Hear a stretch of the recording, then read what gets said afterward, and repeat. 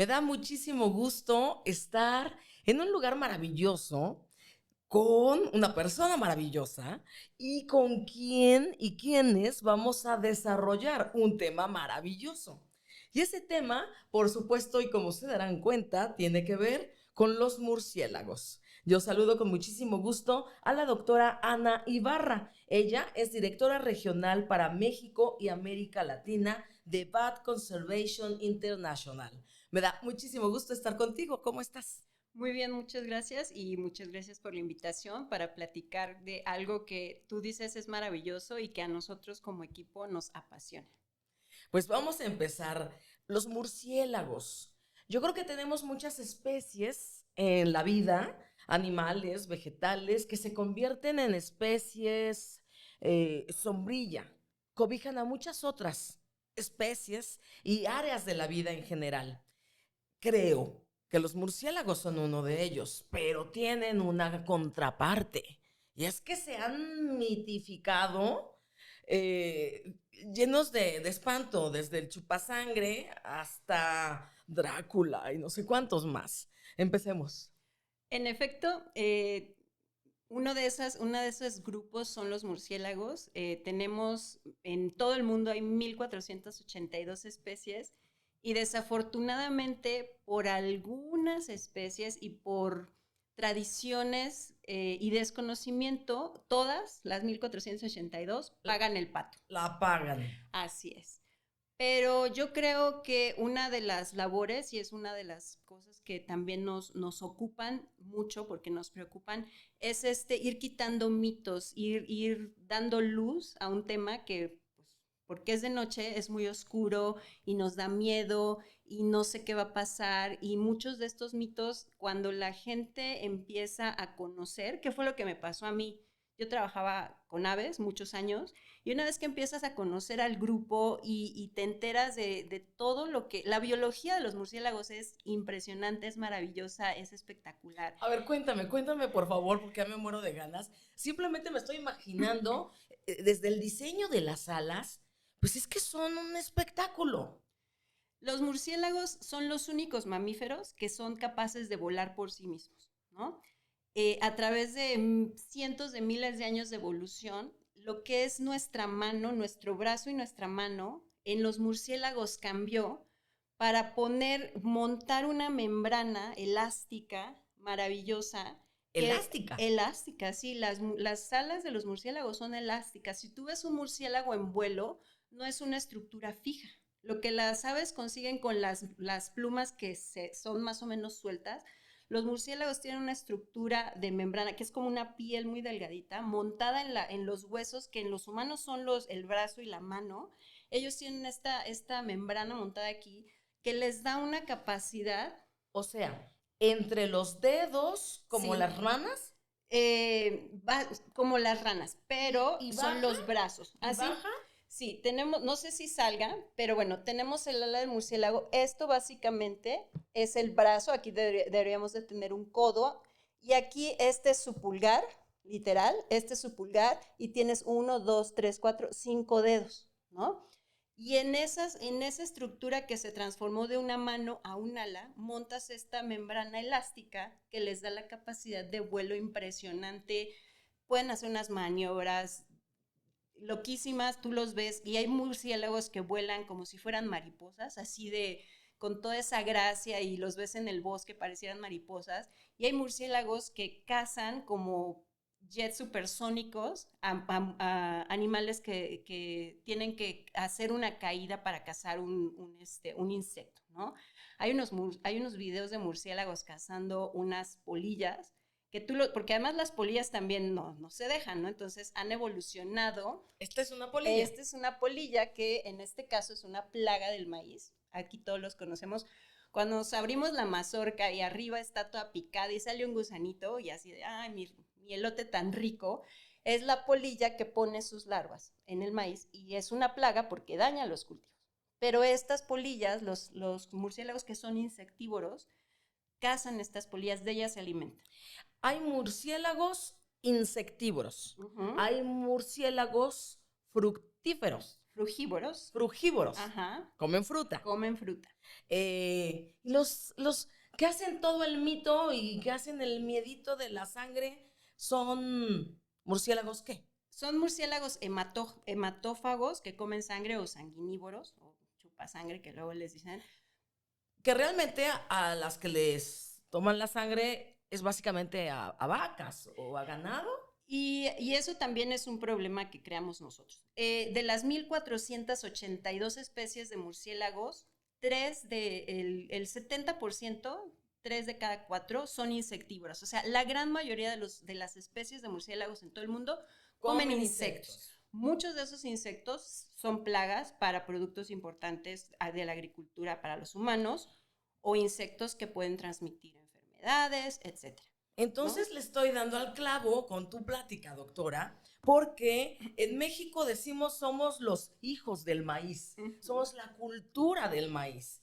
Y entonces, si los maíces, si los elotes se ven afectados por estas palomitas que se pueden convertir en plaga porque dejan los huevecillos y luego el gusano y echan a perder el producto que nos hace ser la raza del maíz, entonces un super aliado es el murciélago. Así es, definitivamente. Y eso es algo que no hemos, parte de la comunidad científica que estudia los murciélagos se ha dedicado a calcular el valor ecosistémico, porque otra de las cosas que como humanos necesitamos ver el valor, y muchas veces en pesos, de lo que nos provee, por ejemplo, los murciélagos, ¿no? Y entonces, la comunidad que se dedica al estudio ha calculado en pesos cuánto nos aporta un murciélago en prevenir pérdidas en cultivos. ¿Y cuánto?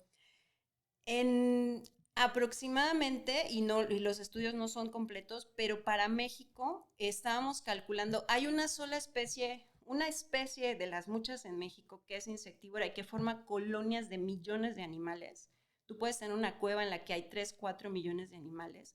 Si nosotros calculamos el valor de alrededor de 10 millones de esos animales en diferentes cultivos, estamos hablando de una aportación anual de entre 30 y 60 millones de pesos para nada más 10 millones de animales, ¿no? Y de esas colonias, bueno, de esa especie tenemos 3, 4 cuevas que pueden tener 10, entre todas, fácil 10 millones de esos bichos, ¿no?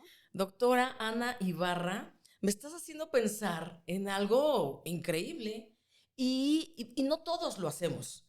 Si pensamos que una especie, por su trabajo natural, su tarea biológica, le podemos hacer un cálculo en valor económico, pues claro que los vamos a querer conservar. Pero si no lo sabemos, pues nada más gana, como siempre, el maldito miedo y la ignorancia desastrosa. Y entonces hasta los andamos queriendo matar por el miedo, por el desconocimiento, por no entender que tienen un valor económico que intercambian con su propia vida. Así es, y esa es parte de la labor de esta difusión de información que tenemos que hacer los que hay muchos científicos y tenemos muchos datos y los datos se ven muy bonitos en papel. En el paper. Ajá, pero cuando no llegan a la gente que toma decisiones, por un lado, pero a la gente que también se ve afectada o beneficiada por estos servicios ecosistémicos, es donde nos encontramos con los retos o las dificultades, porque si no conocemos, no somos capaces de actuar o de actuar de una manera que además es benéfica para nosotros, ¿no? No se trata de voy a cuidar a los murciélaguitos nada más porque son bonitos, porque lo son, pero también entender todos estos servicios que podemos perder y que nos van a costar dinero y ya lo hemos visto, ¿no? Pueden incluso costarnos problemas de salud, como en el caso de México, lo que sí es cierto, los murciélagos hematófagos siguen siendo un problema de salud bovina, ¿no? La rabia del ganado en México sigue siendo un problema, pero es un problema ocasionado por una especie que tiene además poblaciones muy pequeñitas, ¿no? Y por esa especie que puede causar, sí es cierto, un problema de salud en la ganadería, le podemos dar en la torre a una colonia de 3 millones de murciélagos que, por otro lado, nos permiten tener plantaciones sanas, porque por un lado eliminan las plagas, pero por el otro lado ayudan a reducir el uso de pesticidas, por ejemplo. Si tú tienes un murciélago comiéndose las polillas, no necesitas rociar tu cultivo con cantidades ridículas de pesticidas, ¿no? Y entonces, por esa especie que nos puede causar un daño y que podríamos controlar si fuéramos, si usáramos la ciencia y el conocimiento y todo, le damos en la torre y estamos perdiendo estos servicios que nos benefician a todos. Porque ahorita estamos hablando del maíz, pero por ejemplo se están haciendo las mismas evaluaciones del arroz, ¿no? El algodón, cultivos que son bases para para la alimentación o la industria y que dependen o tienen un aliado estratégico en los murciélagos. Aliados estratégicos. Hoy estamos desmitificando a los murciélagos. Hay que hacerles justicia porque son bellísimos. Pero a ver, vamos a platicar de como su vida. Biológicamente hablando, los murciélagos son mamíferos. Así es. Hay aproximadamente, bueno, hay 1482 especies de murciélagos, en donde encontramos los que sí, efectivamente, comen sangre, básicamente de ganado, pero también están los que comen fruta y también están los que comen insectos. De ellos hemos hablado ya de sus valiosos servicios que brindan a la humanidad y a la vida. Son servicios ecosistémicos. Porque estos murciélaguitos se comen a los bichitos que lastiman a otras especies tan importantes, por ejemplo, como el caso del maíz. Ha citado arroz, ha citado algodón, y claro que es importante. Estos mamíferos entonces nacen de la pancita de su mamá. Así es. ¿Cómo cuánto tiempo pasa la mamá preñada? Preñada. Hay mucho, o sea, así, de entre las 1482 especies, cada especie o cada grupo ha resuelto sus problemas de vida de manera diferente. Y entonces tenemos una gran diversidad, no solo en lo que comen, sino dónde viven, cuánto tiempo pasa una mamá gestando. Cuando yo decía que los murciélagos tienen una historia de vida espectacular, es porque hay murciélagos, por ejemplo, hibernantes, en los que durante el verano que están activos, antes de que empiece el invierno y empiece a dejar de haber comida, las hembras y los machos se aparean, la hembra queda fecundada, pero tiene que entrar a hibernación y entonces la preñez entra en una pausa. El embrión no se desarrolla porque la hembra entra a hibernar y entonces no hay energía para que un bebé se desarrolle, pero es bien chistoso porque haz de cuenta que le pones pausa al embrión fecundado, pasas una hibernación de 4, 5, 6 meses, empieza la primavera, sale de hibernación la hembra, empieza a haber comida y en ese momento se reactiva la gestación y el bebé nace, se desarrolla en 2, 3 meses durante la primavera, que la mamá tiene toda la comida que quiere y entonces nace el bebé en la mejor temporada. Pero tú puedes pausar, el murciélago puede pausar su reproducción durante 5 o 6 meses. Sí, no, y luego tienes los murciélagos que son, digamos, más parecidos a nosotros, en los que las hembras y los machos se aparean, la hembra se preña, y hay especies, por ejemplo, la especie que estamos trabajando aquí, que es una especie nectarívora, se alimenta como los colibríes en el día de las flores. Estos murciélagos son nectarívoros y se alimentan del néctar de flores que abren en la noche. Pero bueno, estas hembras se aparean. Esta especie es migratoria, la hembra sale preñada y el bebé tarda en desarrollarse alrededor de 4 meses.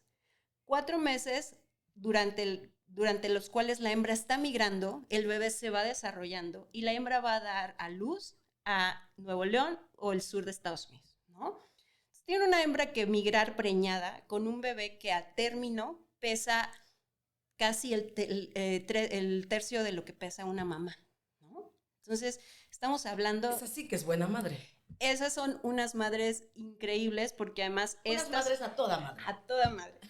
Estas son especies, o sea, estas especies que comen néctar, o sea, están migrando y creciendo un bebé y luego amamantándolo, comiendo miel o néctar de flores, ¿no? ¡Qué bello! Entonces, esa es una de las poquitas historias que tú dices, o sea, estos bichos o estos animales han resuelto cómo vivir y cómo adaptarse a su ambiente de maneras increíbles. Son sorprendentes. Es cierto que duermen colgados, o Boca sea, los abajo. pies para arriba, boca abajo, y Sí, si como los tú, vemos en las películas, por ejemplo. exacto. Si tú los ves, o sea, las alas son básicamente para volar, o sea, no tienen ninguna manera de agarrar nada. Entonces, digamos que una de las, o la manera, o las extremidades que pueden usar o articular son las patas, ¿no? Las patas. Las patas, ¿no? Entonces tienen 5 dedos en las patas y con las patas se cuelgan, ¿no? Con las patas, por ejemplo, hay murciélagos, que no hemos hablado de ellos, pero hay murciélagos pescadores que pescan con las garras de sus patas, ¿no? Entonces, las alas son para volar y muchas veces las patas son los que resuelven los demás retos. Como si fueran manos. Como si fueran manos, un poquito. Pues la verdad es que me están encantando los murciélagos. Gracias, doctora Ana Ibarra, por platicarnos de ellos. Y yo quiero platicarle a todos ustedes que amablemente nos acompañan, a todas las personas que están con nosotros a través de estos mecanismos valiosísimos de comunicación, que estamos en Santo Domingo, Ocotitlán, y ustedes están trabajando. Cuéntame, por favor, Bat Conservation International, ¿qué hace en Santo Domingo, Ocotitlán, en Tepoztlán, Morelos, México? ¿Qué están haciendo? Ok, Bat Conservation International, con un montón de colaboradores que la verdad son gente increíble, equipos increíbles. Lo que estamos haciendo aquí es que Santo Domingo, Cotitlán, tiene el único refugio de apareamiento de una de estas especies que es nectarívora y es migratoria. Y cuando decimos el único refugio de apareamiento, queremos, es lo más importante porque es en esta cueva, es una cueva de tubos de lava Aquí. natural, aquí muy cerca de la comunidad de Santo Domingo, que por las condiciones que es húmeda, es fresca, le gusta mucho a esta especie. Y entonces aquí, a partir de septiembre, se reúnen los machos y las hembras de esta especie, que es el murciélago maguillero mexicano o murciélago maguillero mayor. Se reúnen los machos y las hembras, se aparean, las hembras se preñan aquí. Entonces, en este refugio es donde se da origen a la siguiente generación de bebés. Y uno de los grandes riesgos es que en todas las investigaciones que se han hecho de mucha gente que ha buscado dónde más se están juntando estos machos y estas hembras, no hemos encontrado otro refugio. Históricamente había otros refugios parecidos que han perdido la capacidad de ser refugios de murciélagos porque la gente los ha destruido, los ha invadido, los ha modificado y las condiciones del refugio cambian y la especie lo abandona. Entonces, este es el único refugio que aún queda en donde se reúnen alrededor de 3.500 animales, machos y hembras, se aparean, se originan los bebés aquí y las hembras se van preñadas a dar a luz a sus bebés al norte. Al norte hasta... Hay un refugio de maternidad en Hidalgo y uno en Zacatecas. Ahí los bebés nacen y estos ya son colonias de puras hembras. Los machos se quedan en el centro de México solteritos y las hembras preñadas van a dar a luz a Hidalgo o a Zacatecas, ahí dan a luz a los bebés empiezan a querer aprender a volar, alimentarse, etcétera, y alcanzan a migrar hasta Nuevo León y sur de Texas y Nuevo México, donde los bebés se convierten ya en juveniles, independientes, y esto pasa alrededor de agosto, y una vez que ya los bebés de ese año son juveniles, la migración regresa al centro de México a repetir otra vez el ciclo. Sí. Pues la verdad es que sí, cada momento me sigues sorprendiendo, doctora. Tienen mucha importancia los murciélagos. Es verdad que se duermen boca abajo. ¿Qué onda con el guano? También tiene muy mala fama, que es el excremento del murciélago. Tiene muy mala fama en algunos lugares, porque la verdad es que el guano es un fertilizante, o sea, el guano es principalmente el guano de insectívoros, ese es el que se usa, porque es riquísimo en nitrógeno, ¿no? Los desechos de los insectos son básicamente nitrógeno, Y entonces el guano de las grandes colonias de insectívoros, porque los insectívoros forman colonias de millones de animales, se forman depósitos muy grandes de guano, y ese es un fertilizante natural increíble. Entonces mucha gente, muchas comunidades lo usan, van a las cuevas, extraen el guano en algunas maneras no muy sustentables o no muy amigables con los murciélagos, pero mucha gente o muchas comunidades lo han sabido aprovechar para fertilizar sus cultivos. Por otro lado, es cierto, y esto no es culpa de los murciélagos, el guano en sí es una fuente en donde se pueden crear ciertos hongos que son histoplasma, así se llama, es el grupo de los hongos, que pueden ocasionar histoplasmosis en los humanos. Pero es una enfermedad. Es una enfermedad que afecta a los pulmones y si no es diagnosticada a tiempo o no es bien tratada, puede ser mortal, ¿no?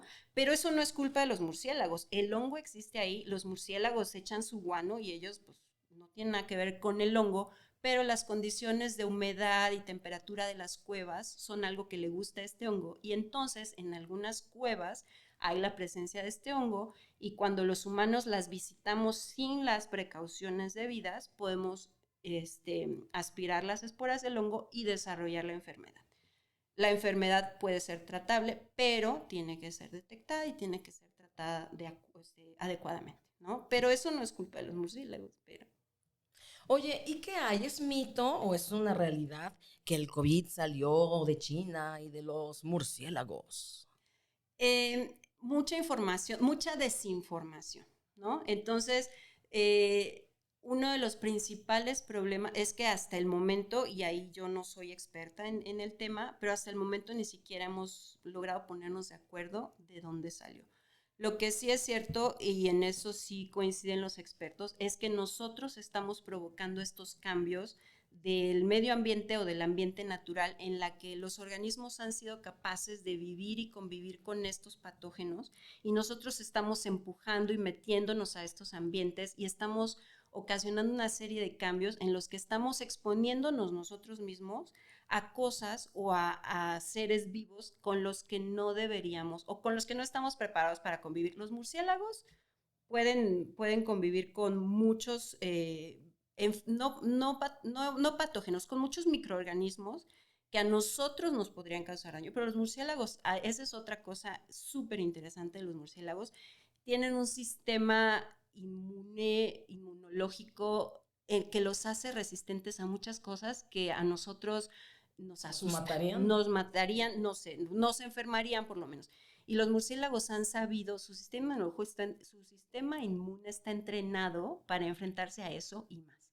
Pero nosotros estamos metiéndonos de manera poco, digamos, consciente o con poco conocimiento y estamos nosotros mismos exponiéndonos a cosas que, pues, para los que nosotros no hemos evolucionado para enfrentarnos a eso, ¿no? Claro. Doctora Ana Ibarra, muchísimas gracias por presentarnos parte de este interesante mundo que llena tu vida y el de un grupo importante de estudiosas, de estudiosos de los murciélagos en América Latina.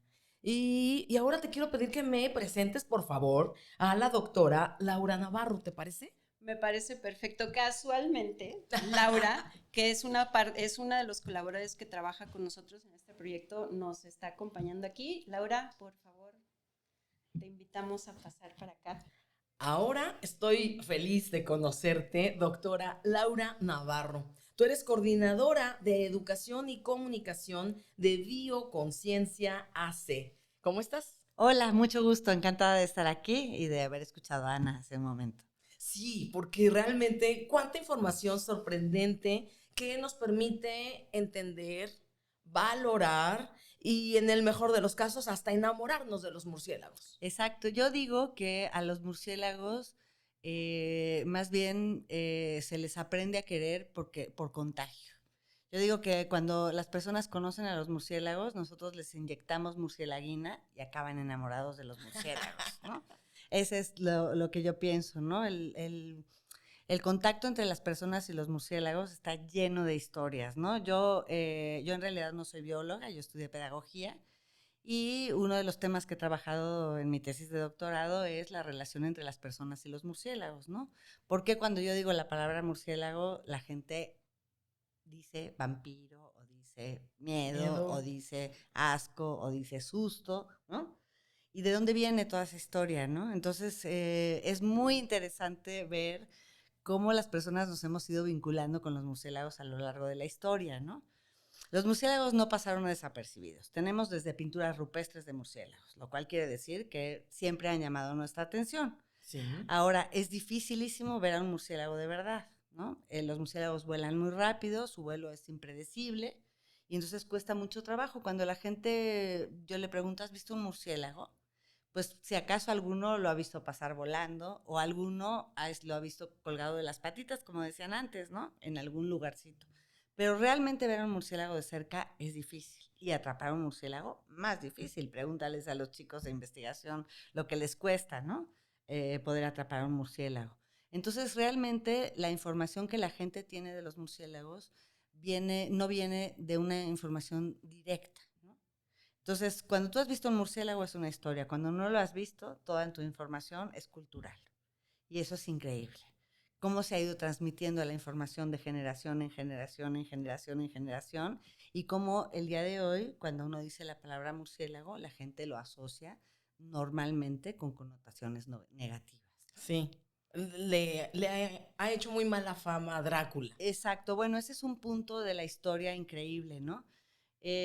Tenemos una línea de tiempo que habla de cómo se ha ido conociendo a los murciélagos, ¿no? Entonces, desde las primeras descripciones de los murciélagos o los egipcios que las utilizaban para algunas cuestiones médicas, en fin, ¿no? Puedes ir viendo cómo ha ido desarrollándose la historia de los murciélagos, del conocimiento de los murciélagos. Pero por otro lado, tenemos a los seres que se alimentan de sangre, que también tienen una larga historia. Vienen desde todas las culturas primigenias. Siempre hay un monstruo que te roba la sangre, ¿no? Porque la El sangre es la chupasangre. fuente de vida eterna y es el miedo que tenemos los humanos de perder la vida, ¿no? Y por lo tanto, perder la sangre es perder la vida, ¿no? Entonces hay una historia de tiempo, también una línea de tiempo con todos los personajes que se han alimentado de sangre en la historia de la humanidad, desde las primeras culturas hasta cuando se empezó a generar en la Edad Media en Europa todo este tema de estos seres de la noche que estaban más bien vinculados con estas enfermedades, las porfirias y las catalepsias, que hacían que personas no pudieran salir a la luz del sol. Entonces salían en la noche con las uñas largas, los pelos largos, y entonces se empezaron a generar una serie de historias alrededor de estos personajes, ¿no? Pero la realidad es que los murciélagos sí son nocturnos. Los murciélagos, la mayor parte de los murciélagos y todos los que hay en México y en América Latina sí son nocturnos, ¿no? Eso tiene que ver un poco con esa historia, pero la historia realmente quien la puso en la mesa es Bram Stoker y a mí eso me parece increíble porque es una obra de arte, es una novela de literatura, digamos, que no tiene ninguna intención más allá de eso que ser una novela. Y lo increíble es el impacto que ha tenido y el impacto que ha tenido en la humanidad. ¿Por qué? Porque esa novela resuelve muchos de nuestros problemas, ¿no? Primero que nada, te abre la puerta para la vida eterna, lo cual para los seres humanos es muy interesante. A mí, la verdad, Claro. no me gustaría vivir eternamente, pero hay muchísima gente que ese es su sueño, ¿no? Sí. El miedo a la muerte Vivir es profundo. eternamente y no quedarse. Entonces, este ser, digamos, que ya se genera con todas sus características como lo conocemos hoy en día, lo inventó Bram Stoker. Bram Stoker es el que le puso todos los detalles. Y si te cuento más detalles, es muy curioso porque Bram Stoker vivió en Irlanda y tenía una enfermedad durante toda su infancia que no se podía levantar de la cama. Y cada tercer día le hacían sangrías. Y en las noches su mamá le contaba cuentos de terror de su natal Irlanda. Entonces así creció Bram Stoker. Después se convirtió en el representante de un actor y en un viaje a Nueva York, mientras ya escribía en las noches la novela de Drácula, encontró la primera descripción científica del murciélago hematófago y encontró un artículo en un periódico sobre una mordida de hematófagos en las pampas argentinas. Ambas historias están en la novela de Drácula.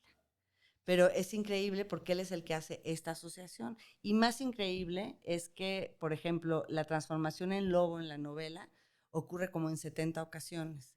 Y en cambio la transformación en murciélago ocurre en 17 ocasiones.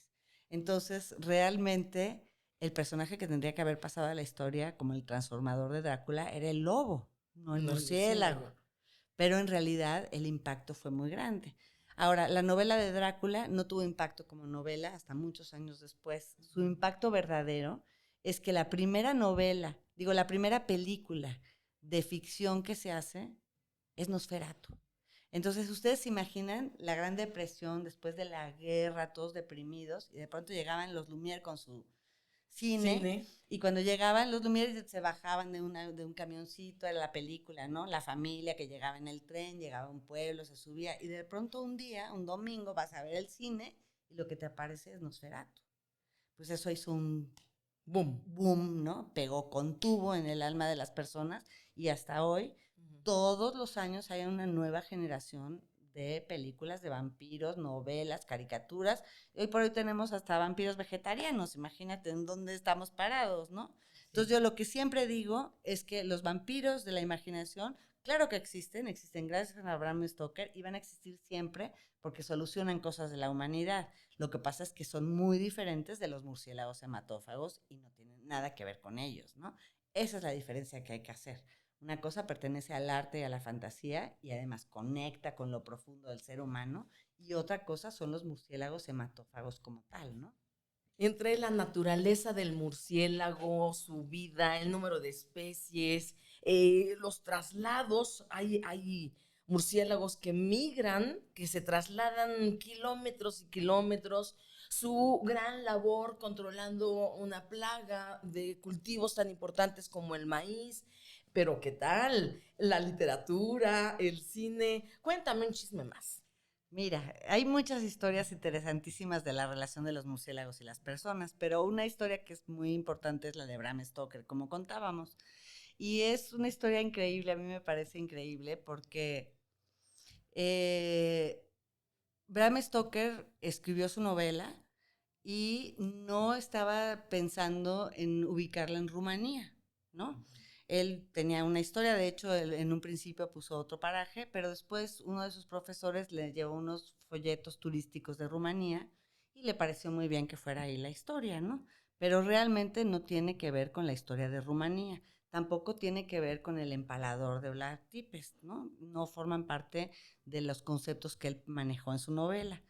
Pero fue muy chistoso que años después, en los 80s, un ministro de turismo de Rumanía dijo, vamos a ver, tenemos la novela más famosa de la historia del mundo mundial y aquí dice que fue en Rumanía, ¿cómo que no? Agarró su novela y dijo que había una posada, ¿cuál es? Esta. Que había una bajada donde el carruaje pasa por un cerro, no sé dónde, aquí.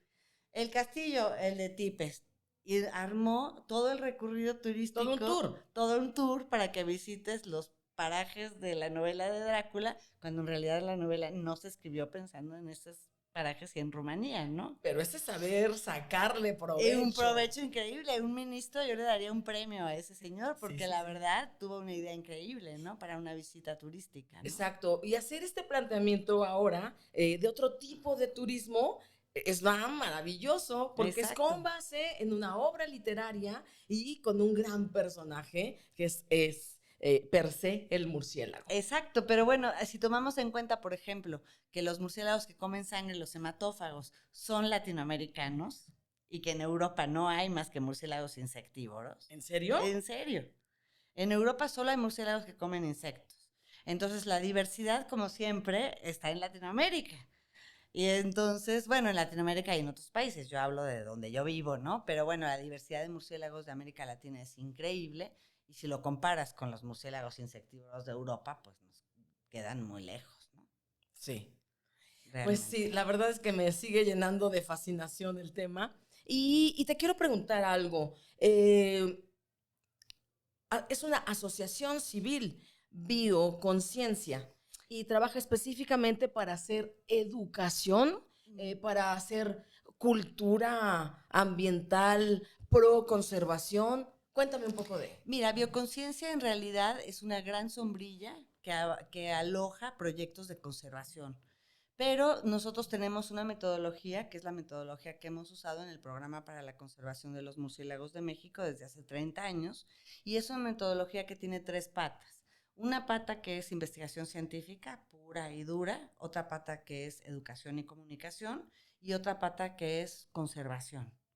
Entonces, nuestra organización funciona siempre con este equipo y siempre trabajamos en grupos multidisciplinarios, trabajando como en estos 3 temas. En el caso de los murciélagos, tenemos un equipo muy sólido de investigación, donde trabaja mucha gente, y nosotros en Bioconciencia nos ocupamos de la parte de educación, comunicación, trabajo comunitario y de resolver ciertos problemas de conservación de cuevas o de sitios específicos, ¿no? Ese es el caso de Santo Domingo, Ocotitlán, en Tepoztlán, Morelos. Exactamente. Cuéntame esa parte. Mira, esta es una cueva a la que le tenemos un cariño enorme porque es una de las primeras cuevas en las que nosotros comenzamos a trabajar hace 20 y tantos años, ¿no? Entonces, es una cueva increíble, es un lugar increíble, la verdad. Ahora con todo el trabajo y el esfuerzo que ha entrado en los últimos años a través de BCI, de Bat Conservation International, han logrado tener ya un mapa increíble de lo que es la cueva, ¿no? Y durante pues, estos últimos 20 años nosotros hemos hecho mucho trabajo comunitario en las escuelas, sobre todo pues de Amatlán, de Santo Domingo, todas las escuelas de la parte de aquí abajo, ¿no? También aquí en Tepoztlán hicimos un buen trabajo durante muchos años, ¿no? ¿Qué hacen con los pobladores? Mira, lo que hacemos es lo que estamos haciendo contigo, que es presentarles a los murciélagos, ¿no? La mayor parte de los problemas de los murciélagos tienen que ver con la falta de conocimiento, y eso pues es lo que cambia las cosas, ¿no? Además de eso, nosotros pensamos que es muy importante no solo el conocimiento científico, sino establecer vínculos afectivos y emocionales, ¿no? Entonces, en ese sentido, nosotros hemos desarrollado toda una metodología de materiales educativos que pretenden justamente eso, ¿no? Además de contener información muy precisa científica, que tú tengas la posibilidad de establecer un vínculo afectivo con los personajes del cuento, pues para que haya emociones de por medio, ¿no? Nosotros pensamos y hemos visto a lo largo de la historia que el conocimiento solo no es suficiente para motivar un cambio de actitud o un interés mayor, ¿no? Necesitas estar apasionado, sentirlo, interesado, pero eso tiene que ver con las emociones y los afectos, ¿no? Claro. La cueva aquí en Santo Domingo está amenazada, Sí, la cueva es una cueva muy grande, donde viven los donde viven murciélagos. los murciélagos, y lo que contaba Ana, ¿no? Es una cueva muy particular porque es una cueva de apareamiento. Tenemos muy pocas cuevas identificadas como eso. Entonces, las cuevas tienen un problema, y es que cuando entra la gente sin saber que hay murciélagos, en el momento en el que entran con luces, hacen ruido, pues afectan profundamente a los murciélagos, ¿no? Y si es una cueva de maternidad, peor, ¿no? Se puede acabar con una generación completa de murciélagos. Los murciélagos tienen una sola cría al año, ¿no? No es como los ratones que cada 3 meses tienen 8, 10, 12 crías, ¿no? No. Una cría al Una año. cría al año. Entonces, si tú entras y perturbas un refugio de maternidad, por ejemplo, pues puedes acabar con una generación completa, Claro. ¿no? ¿Es muy grande? La cueva es enorme, tiene muchos ramales, y además estamos muy preocupados porque hay mucha gente que está construyendo arriba. Y va Arriba de la cueva. arriba de la cueva. Y es muy peligroso porque tiene muchos ramales, y entonces, pues bueno, hay algunos que pueden ser peligrosos, ¿no? ¿Y qué tendría que suceder? ¿Declararse como un área natural protegida? De hecho, es un área natural Porque estamos protegida. en el Tiene corredor. 3, exacto, además de ser parte del corredor, tiene un estatus de protección estatal y un estatus de protección local, ¿no? El problema es que también son terrenos ejidales, y también los pobladores tienen intervención en eso, ¿no? Es un problema complejísimo de tenencia de tierra, pero también es un problema complejo de comprensión de riesgos, ¿no? En cuanto al territorio, y sobre todo pues de conservación de elementos importantes para todos, ¿no? Pero la gente que está arriba de la cueva construyendo no sabe que es una cueva donde vive N cantidad de murciélagos y las importantes tareas, decíamos hace rato, los servicios ecosistémicos que nos brindan, la importancia en la relación con el cultivo de maíz, o sea, todas estas cosas hermosas que tú, doctora, nos están platicando. Pues mira, hemos hecho un esfuerzo enorme durante muchísimos años para que la gente conozca el tema de los murciélagos. El problema es que es un espacio muy grande con muchos ramales diferentes, ¿no? Entonces, las salidas de los murciélagos son pocas, identificadas, ¿no? Y la gente no se da cuenta que abajo de donde están construyendo, pues es un sistema de túneles, ¿no? Sí hemos hecho un esfuerzo por comunicar esta información. De hecho, pues todo el trabajo que está haciendo este proyecto tiene que ver con eso, ¿no? Sí. Que por lo menos la gente conozca que está construyendo en una zona de riesgo, ¿no? Que eso sería por lo menos un paso importante, ¿no? Claro. Pero bueno, estos son desarrollos, son convenios que hace la gente y que uno pues solo puede mirarlos desde afuera y proporcionar la información necesaria para que la gente sepa, ¿no? Claro. Y si nosotros queremos conocer mucho más de las estrategias de conservación, ¿qué podemos hacer? ¿En dónde nos podemos reunir? ¿A qué lugares vamos? Pues Acudimos. Miren, muy básicamente pueden poner en el internet Murciteca, o sea, murciélago, biblioteca, Murciteca, y ahí pueden encontrar todos los materiales que hemos hecho en México. Esto van a entrar en la página de Bioconciencia y van a encontrar todos los materiales de los tipos de alimentación y todo. Hay otra Murciteca en la página de la RELCOM, que es la Red Latinoamericana de Conservación de Murciélagos. Y ellos tienen, además de los materiales... RELCOM. Red Latinoamericana de Conservación de Murciélagos. Y ahí van a encontrar, además de los materiales que hemos hecho en México, muchos materiales que han desarrollado en América Latina también. Pues vamos a informarnos, vamos a compartir y vamos a hacer extensivo este mensaje para poder participar, entender la importancia de los murciélagos, pensar y repensar pobladores, sociedad, especialistas, autoridades en los 3 órdenes, ¿no? Municipal, estatal, federal, porque somos un país megadiverso y esta diversidad nos da dinero y nos da productos y nos da vida. Y entonces, claro que tenemos que hacerle mucho más ruido del bueno a los murciélaguitos. Exacto, pues que la gente los conozca de entrada, que entienda que en México hay 140 especies diferentes. En México. En México, cada 140. Uno come algo diferente y está adaptado para comer algo diferente, ¿no? Y bueno, entender eso, ¿no? Están relacionados con las cosas básicas de nuestra vida, además de algodón, papa, jitomate, maíz. También son los polinizadores de los agaves y cactáceas, de donde salen todas nuestras bebidas espirituosas. El tequila, el mezcal, el bacanora, etcétera. Y luego, pues, muchos otros servicios que son importantes, ¿no? Pero yo lo que quisiera destacar es que los murciélagos juegan un papel importante como todos los demás, ¿no? Y que los prejuicios afectan mucho porque son tachar con aspectos negativos algo que no conoces, ¿no? Con desinformación. La invitación es pues a que los conozcan, a que los vean y a que participen directamente en su conservación y nos ayuden con su murciélaguina en las venas a compartir esta información por todas partes. Claro que sí. Estar aquí. Igualmente. Y yo quiero decir que nuestro protagonista de la plática, y aquí en Santo Domingo, Ocotitlán, en Tepoztlán, Morelos, es el murciélago magueyero mayor. Exactamente. ¿Por qué le dicen lo de mayor? Porque hay otra especie que es un poco más pequeña. Ah, por su tamaño. Por su tamaño. Bien. Pues vamos a conocerlo mucho más, a valorarlo, a respetarlo y a hacernos sus amigas. Exactamente. Me Muchas encanta. Gracias. Igualmente. Pues un placer para todos y todas estar aquí despertando conciencia. Muchas gracias.